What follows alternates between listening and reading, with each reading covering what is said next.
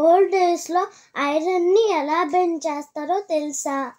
Iron bending అంటే kids చూడరు కదా, అందుకనే డిఫరెంట్ టాయ్స్ మేక్ చేసి చూపిస్తున్నారు. వాళ్ళు చాలా ఈజీగా చేశారు, కానీ చాలా కష్టమంట. మా టీచర్స్ చెప్పారు. ఫస్ట్ ఐరన్ని తీసుకొని ఫైర్లో చాలాసేపు ఉంచుతారంట. అప్పుడు కొంచెం ఈజీగా ఉంటుందంట ఐరన్ షేప్ చేంజ్ చేయడానికి. కొంచెం బెండ్ చేస్తూ మళ్ళీ ఐరన్ని ఫైర్లో ఉంచుతూ ఫైనల్గా అతను బెండ్ చేశారు. అతను ఏం టాయ్ మేక్ చేశారో తెలుసా? మనం అందరం ఇష్టపడే థింగ్ మేక్ చేశారు. ఫైనల్గా ఆ థింగ్ని వాటర్లో వేసి కూల్ చేశారు.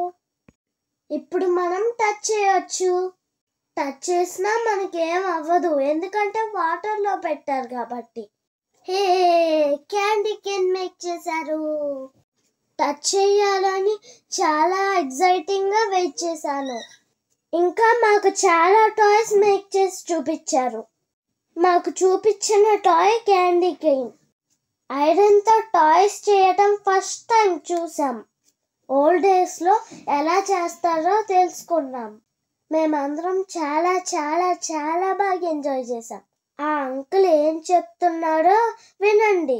నెక్స్ట్ ఏం జరిగిందో మీరే చూడండి.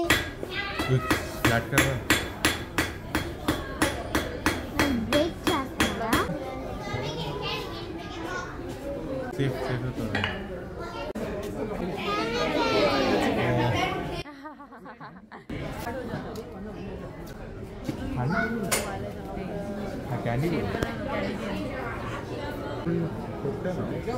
Now you've got candy cane that you can paint with enamel paints, and then what we do is once we've coated it in white enamel paint, we wait for it to dry, put a red coat so it spirals down the whole length of the candy cane. Then we do a green line, and then we attach a string or a piece of fishing line and sell them up on the left side of the gift shop. Oh, cool. So if you want to take one of these home as a souvenir or gift one to someone else, they should have some still up there. Can I have one? I can let you touch it, but unfortunately I can't give it away.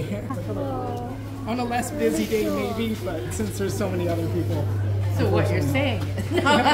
If you come back again, maybe. Or we can just go buy one?